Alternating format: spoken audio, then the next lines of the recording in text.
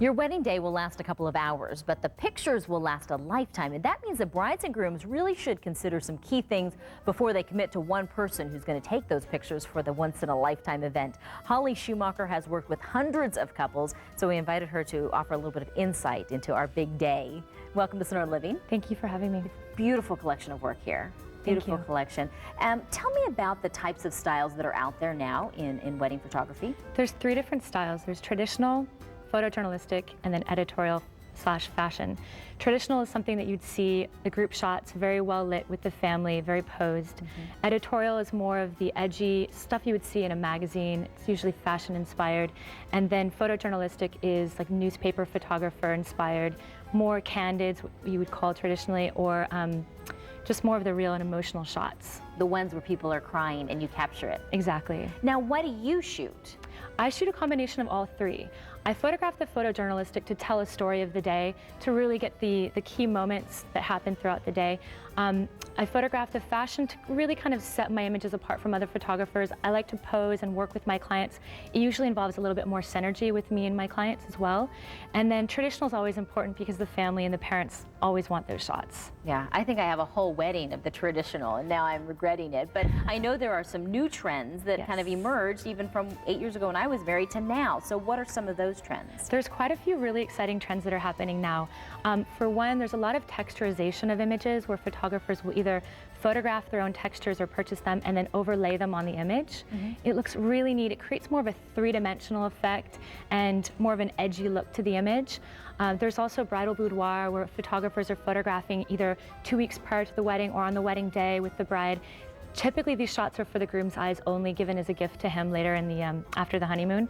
And then there's also edgier looks where you use off-camera flash during the day, and it creates a really beautifully saturated images where you can get bluer skies. When people use this technique, they use a lot of different types of posing as well. You'll see brides pulling up their dresses, showing off their garter belts and their shoes, and just, you know, kind of adding a little bit more more emotion and attitude to the shot. Those are really fun. I've even seen the ones that I call them angelic shots, where it looks like they're kind of like shooting into the sun, and there's this beautiful halo effect behind them. Yeah, sun flares are really popular right now. I love using sun flares. It creates kind of a warm wash over the image, and that's kind of a new technique that people are using a lot these days. Well, what advice would you offer brides as they're selecting somebody?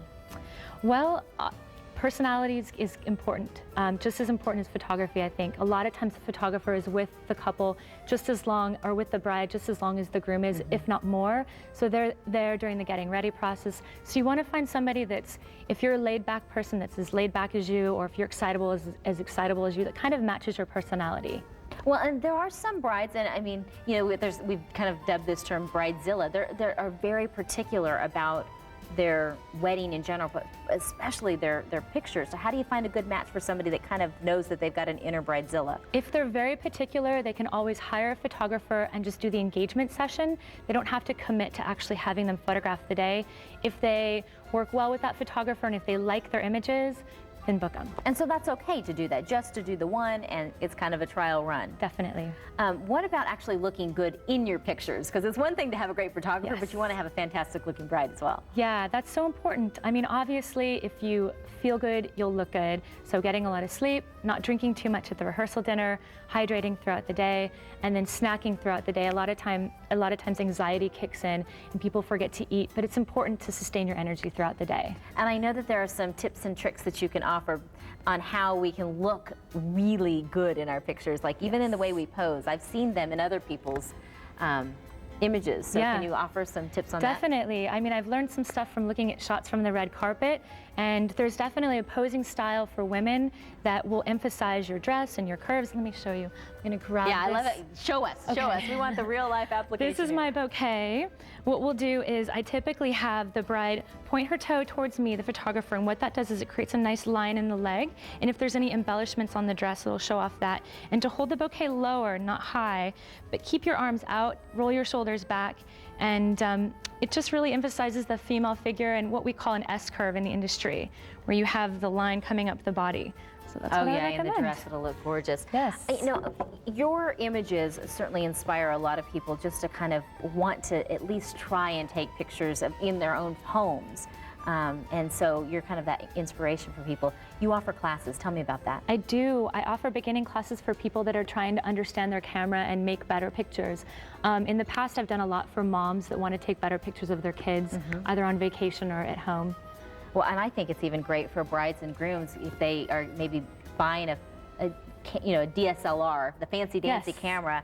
Why, then they can take beautiful honeymoon pictures too. Exactly. They can kind of extend those memories throughout the entire experience. Hollye, thanks for coming in. You're welcome. Gorgeous work. Thank you. Complete inspiration. And so you're going to want to take a look at her website, hollye.com, and you'll find information on how you can book her for your wedding or your fantastic event that you need gorgeous pictures at, and also to check out the information on her beginning photography workshops, which, by the way, begin in November.